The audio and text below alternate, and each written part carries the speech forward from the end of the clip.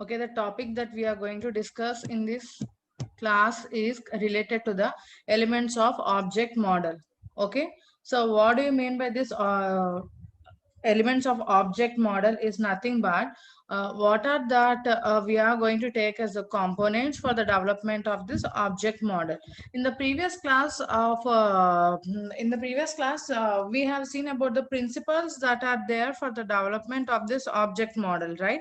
So there we have seen about the three principles that which are going to that which are there for the development of this object oriented model systems, right? So they are nothing but the abstraction, hierarchy, and the next one is the decomposition. So this is the thing that we have seen. Now we are going to see completely about what are the elements that are here for the development of this object model. Okay, so why do we require this elements means, suppose if you are going to develop any system by using this structured programming, we develop that according to our own mindset. That means according to our own views we'll develop that. But if we are going to develop this object oriented model, how it has to be developed? It has to be developed in a way that anyone who sees that system must be able to know what is happening and what are the objects, what are the classes, and what is the result it is going to give, so that anyone must understand after seeing this object oriented model design, right? So to do that, what is the things we are having is, we are having the four elements of the object model. The first one is nothing but the abstraction, the second one is encapsulation, third one is the modularity, and the fourth one is the hierarchy.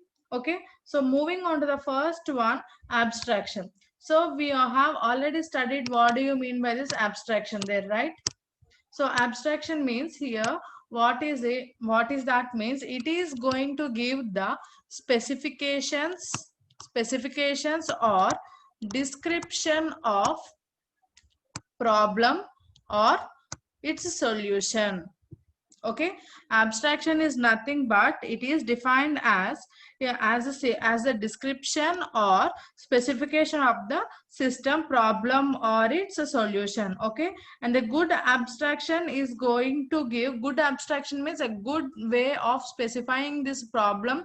So specification is going to give the user a good description about the complete system. Okay, an example I'm going to tell to you is, we all are aware about the user manuals for using any electronic gadget, right? So for the mobiles, we'll have this user manuals for whatever the things we buy. Like for the laptops we buy and all, for all that we'll have the user manuals. So what is the use of that user manual? It is going to tell us that how to use that product, and if any connection has to be made, how we have to connect that, all that it is going to show us in that user manual, right? So like how it is going to tell us about the complete working of a system, this abstraction is also nothing but it is also going to give about the complete outlook of the system for the one who is going to see that. Okay, and this abstraction, what it is going to do is, it is not only going to give us what the description of the problem, it is also going to specify us what are the objects, and it is also going to tell us from this specification or the description that how the one object is going to be differed from an other object. That means what is that, if we have the n number of the objects, each object is going to exhibit its own properties there, right? So how each and every object is going to differ, and next how the way they are connected, and everything is there going to be shown by using the concept of abstraction. Okay, and to the next level, this abstraction is also how it is going to be done is, this is not going to be done in a single step. Okay, it is going to follow the four steps here.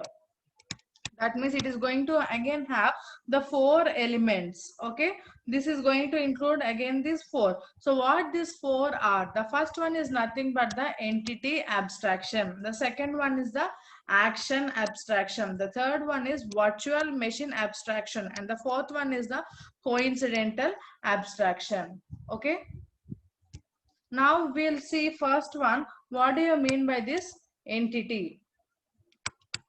Entity abstraction. Entity abstraction is nothing but here an object is involved there. Okay. Abstraction means we are going to talk here completely about the objects and the classes and their behaviors only. Okay. So here in an entity abstraction we'll have an object, and what is the role of that object there and why that object is there here. So what it is going to do is that object represents the usefulness of the problem domain or the problem and problem solution. Okay, it is going to define as the usefulness.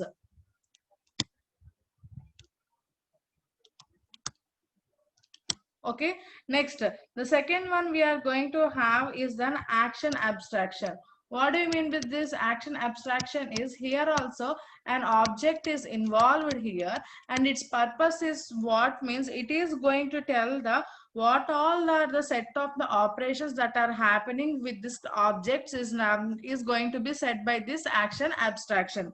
So simply we can tell that action abstraction is nothing but here an object provides the set and generalized information about the set of all operations of system. Okay, it is going to tell about the set of all operations of that the system is going to do. Here entity abstraction, it is going to tell about the an object is there and about the usefulness of the problem, and its solution is going to be stated by this entity. Next, coming to this action, it is going to tell about then here the object is here responsible for telling the what the operations it is going to do. Operations are related to depending upon the system, whether it is going to take any values from an user or it is going to process and give some data to the outside world. All it is dependent on the set of actions. The next one we are going to have is the virtual machine. Okay, virtual machine abstraction. Here again an object is there. In everything we'll have an object, and what this virtual machine is going to do is it is going to do that together grouping or together operation. Grouping or together operation. It is nothing but making that into the classes. Okay, making of that object to the classes is the thing that is going to be done by this virtual machine abstraction. And next here we need to know the few things. If you remember a thing in the last class, I have said to you that no class in and no object in a class must be isolated. Okay, that means every object of a class must have the relation in any way. Okay. Oh, okay. So all that types of objects which are having the relationship are grouped into the one class. And if suppose if there are any objects which are not belonging to the any class, then all those objects which are isolated are grouped into another class. Okay. That is nothing but the coincidental abstraction. Here an object is involved and that packs the all the set of, okay, that what is its role is this the object role here is it is going to pack all the set of the operations of this isolated objects. Okay, so here we can tell about this abstraction as abstraction is nothing but it is going to give the description of the problem and its statement, and hence it is like an user manual or an understanding to the one who is going to view that system. And next, here this is not going to create anything depending upon the only one's personal perspective. It is going to be done here with an outlook of the world. How this is going to be created is with the help of this objects it is going to create. Okay, and suppose if we have this n number of the objects also, there has to be the relationship between these objects, and this also distinguishes how each and every object is going to differ. Next, of this, this also includes the 4 types of abstractions. The first one of that is nothing but an entity abstraction. Okay, so the entity abstraction is nothing but an object represents the usefulness of the model's problem or the solution. Okay, next next one is the action abstraction, and again here an object provides the generalized set of operations of the system. That means how complete the system is going to work, that is going to be said by this action abstraction. And finally, and sorry, the next one is the virtual machine. So virtual machine abstraction, what is this? Is this groups the objects according to their super level or to its sub levels. So what do you mean by that? Here means it is nothing but grouping the objects into the classes.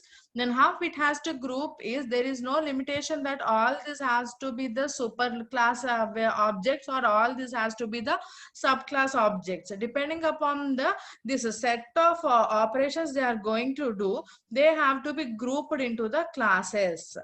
Okay, and next after that, the objects which are isolated, all such kinds of objects are grouped into the one pack, and it is nothing but the coincidental abstraction.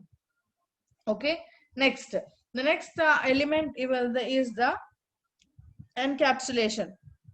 We know encapsulation only as the hiding of the data, right?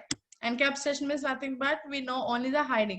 But here in this object oriented methods, instead of doing this hiding, it is also going to do the another operation called as a binding. Okay, after binding only this is going to do the process of the hiding, and this collectively together is called as an encapsulation of object oriented model. Okay, so here binding, so what it is going to bind, it is going to bind here the attributes and the methods of that attributes into the class A. Okay, means this is nothing but this class, it is going to hide the classes here. Okay, and it is next here one more thing you have to learn is this is also after hiding also, this is going to make these classes available for the outside world. How it is going to give make it available means it is going to use the concept called interfaces of the class. Interfaces, by using these interfaces it is also going to make us available the classes, but the one restriction is it is not going to show the details of class. Okay, so it is having the attributes and the methods, and it is hiding, so no problem there. After hiding, is that going to come going to have that the complete hiding of that object a class? No. So if it has been permanently done, then there is no use of having that class there, right? So for that reason we'll have this class available, but to this outside world it shows only the it doesn't give the internal details or the internal working of that class. That means it is not going to show the relationships of the objects inside that class. Only what it is going to show, only it is going to represent that as a class to the outside world. But how it is possible after hiding, how it is possible there? Only through the help of this concept of interfaces. Okay, we'll see how to design a class and also how to have the class with an interface in the designing part, that is from the third unit. Okay, next, so the next thing is after this encapsulation we are going to the next element called modularity. So modularity is nothing but dividing a program or a complex problem into the modules. Okay, and that means it is nothing but dividing to modules. Okay, so dividing to the modules, how it is going to divide and what process it is following. Okay, so depend in the last class or in the previous classes of the decomposition, I have told you that according to the hierarchy we have to divide, and next also after that we should not take the classes division into the modules which are unnecessary to a module, and also we should not leave any class which belongs to the module standalone. So those are the things that we have discussed during the concept of the decomposition. There at the topic of the principles of object oriented model. Okay, so here how we have to do is we have to follow that principles and we have to divide this complete problem into the n number of the modules depending upon our an abstraction. That is nothing but depending upon our understanding of the system. Next, after doing this, we should not compile. We cannot compile all that together. So how do we do is we do the compilation of the each module separately. Compilation separately. Okay. So modularity is nothing but dividing of the system into the modules and doing the compilation of the each module separately. Okay. And hence modularity is the property of the system that has been decomposed into the loosely coupled modules. Okay. And next, the next thing is modules can be compiled separately, that we know. Suppose if the modules are in the during the time of the implementation, if the modules are developed by using the language called C++, then what is that going to happen? How the modules in the C++ are going to work? Modules in C++ are nothing more than the separately compiled files. They are nothing but the header files, and interfaces of the modules are going to have the with the .h extension, and the implementation of files are going to be with the, if it is with the C, it is .c, and if it is the with the C++, it is going to be the CPP, like this, right? Next, after this, the most important thing is here, while we are going to divide, we have to keep two things in our mind while we are going to divide. So the first thing is group according to the do you remember that logical model and the physical model? So logical model and the physical model during the design of an design of an object model, there we have said that object and the classes belongs to this logical model, right? So logically means during the implementation, how the working is going to happen. So all those objects has to be kept under the one module. We should not separate the classes and the objects that which are related. We should not make this as the objects classes and the objects which are relevant into the two different modules. But the both intention is, but when both these two are dependent, we should not divide in that way. Okay. And the next thing we are going to have here is the hierarchy. Hierarchy is nothing but the ranking or an ordering of the system, right? So here, suppose if anyone has asked us for the hierarchy of the family, then what do we tell? We first tell as a hierarchy as a grandparents. Next, they have the their son, and who is nothing but the father, and next his wife, and next they are going to have the three children again, like this. So this is the hierarchy of the family there, right? So like this, how we tell about this ranking of the family, who is the head and all, like that. Here, even though we have divided here into the modules, after, if the modules are the standalone, is that going to form the system? No, they are not going to form the system. Hence, after this division into the modules, and after the separate compilation of each and every module, we have to unite them all these modules. Okay. And next it is going to form one class. Next the module is going to be united, and these two are going to form another class, right? So like that, of uniting all this, it is going to form the solution to the problem, and which is nothing but the super class. right? So this is how we are going to do the hierarchy. So here what we have to do is we should not leave any module standalone. Okay,